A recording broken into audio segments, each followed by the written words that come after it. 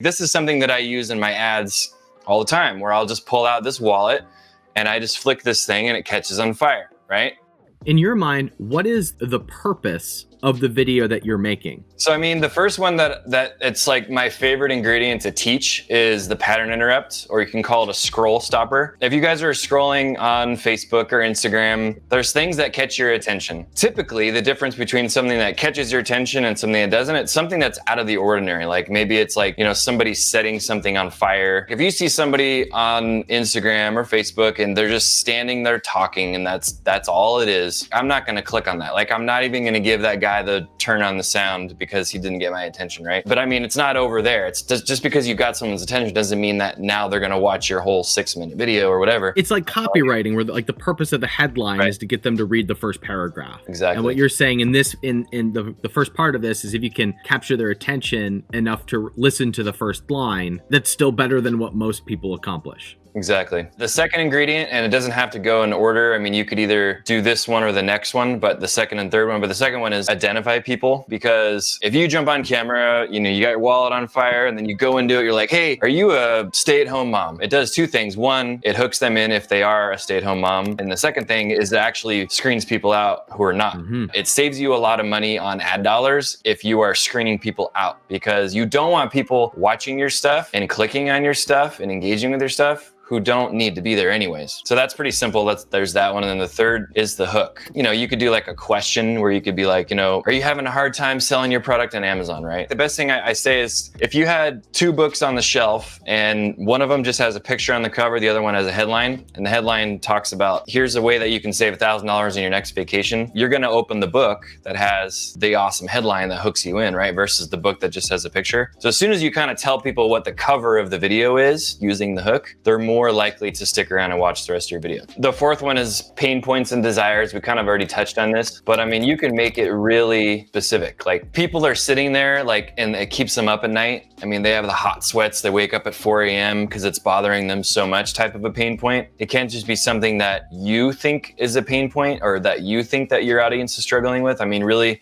I tell people to do their research, like go out there and start clicking on some other ads from your competitors or start like seeing what makes these people tick. 5 is the result / the promise. People want their result from whatever it is that they're getting into because people want it to solve some sort of a problem. And you could either say this or you could probably show case studies, examples, or testimonials at this point in the process as well. Yep. So after you've done the pattern interrupt, you've identified the person and given them the hook, listed the pain points, you might slot in, here's what happened with so-and-so when they implemented these 3 things that I'm about to give you. So you don't have to just come out and say them. You could show them instead of telling them as well. And then 6 is authority, right? So you can't just jump on and be like, hey, I've got this cool thing, you guys should buy it. But it's like people have to know that you have some experience, right? If you've had a celebrity tweet about you or a jacked dude hold your pre-workout up in an Instagram post, these are all things that elevate you in the mind of the person. 7 is the new opportunity.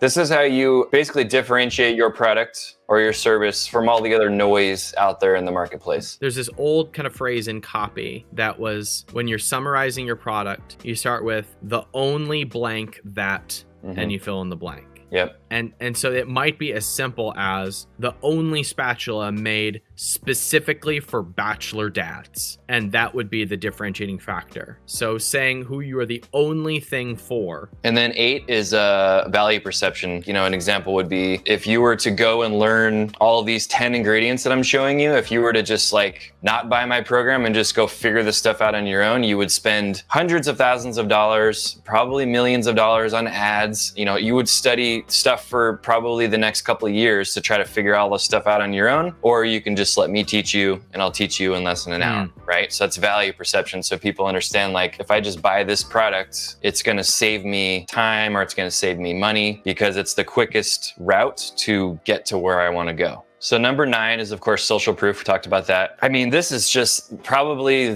one of the most powerful things in the entire formula when it comes to crushing someone's objections or reasons for not buying your thing. I mean, what's the first thing that you do when you go on Amazon or any other e-commerce site is you look at the reviews, right? Peer recommendation is the most powerful thing that we have. And it comes like, even if it's somebody that you've never met, but they're recommending this product or service to you. When you see that, whether it's in a text form or it's a video form, I mean, it speaks volumes. 10 is call to action. This is where you hit someone over the head and you say, hey, make sure to click the link below. They will watch a video and they'll just click off of it unless you tell them what to do. So I 100% of the time will create some sort of a scarcity or urgency based call to action when I'm trying to get someone to take action, click a link, go here. So like for Ryan's book, for example, this book is only free on this ad right here, right now. Or this product is only 30% off on this ad right now. Some sort of scarcity, urgency that lets people know, like, if I don't take action right now, I might never see this ad again. I might never see this product for this price again, or I might never see this promo code ever again.